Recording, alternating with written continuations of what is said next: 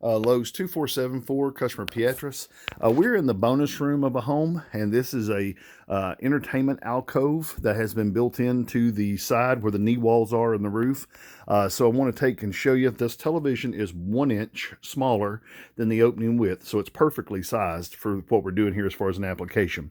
The actual television is 57.5 inches wide by 36 inches tall, and that's including the little feet that it stands on. So that's the piece with it and having a sound bar in front of it or whatever. Now, that being said, when you look, this is a sloped ceiling that goes back in. So back here behind this, you're at about 36 inches off the floor there. And this is about 66 inches off the floor here. So probably about 11, 12, 12, 12 pitch, something like that as far as the slope of the wall. But in the computer, you're going to put your depth in, you're going to put your wall height in, and then let it determine your slope. Now, back here on the back, you'll see we already have jacks. See that? Have jacks for entertainment.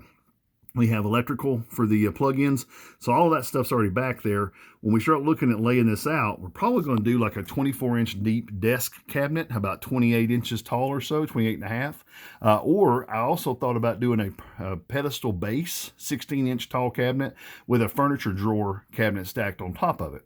And that will give us up to about that's going to be 34, 32 inches. So somewhere in that range. But we don't want the front of the television. We don't want the front of the television come out past the front of the wall as much as we want to be about 2 inches inside of that. We want it to kind of look clean, where the wall looks like it's straight across, where the television kind of looks like it lines up with it. That being the countertop, the front of the drawer fronts, everything kind of just subjuncted back into the wall just a little bit. Now, part of this is going to be the carpet and the baseboards, as you can see right here. The carpet and baseboards have to come out if we're going to mount cabinets permanently. You cannot set cabinets on top of the carpet. We have to cut that out. So on the front of this, ideally, you would not want any kind of a toe kick or anything. You would want the front of this to be a solid face. So this is going to probably be a craft-made cabinet where we can have like a solid WRK option, no toe kick face, and then a OG pilaster molding. If you take a look, that molding right there is actually 3.5, 4 inches tall.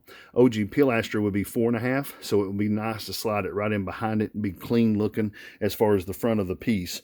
Again, this is going to be sort of a furniture deal, so we're going to look at a furniture top to go on that, or maybe a deep refrigerator end panel turned sideways and used as a countertop, matching materials to the cabinet below it, no stone or anything like that. Now, one of the things too is that we're going to have access through the backs of those cabinets to be able to plug stuff up in those and to plug and undo those in the back of this.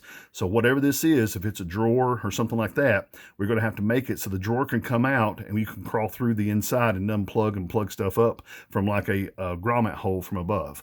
All right, so that should give you a good idea of what we need here. If you have any questions on this, feel free to give me a call at 423-650-1051. Have a good day.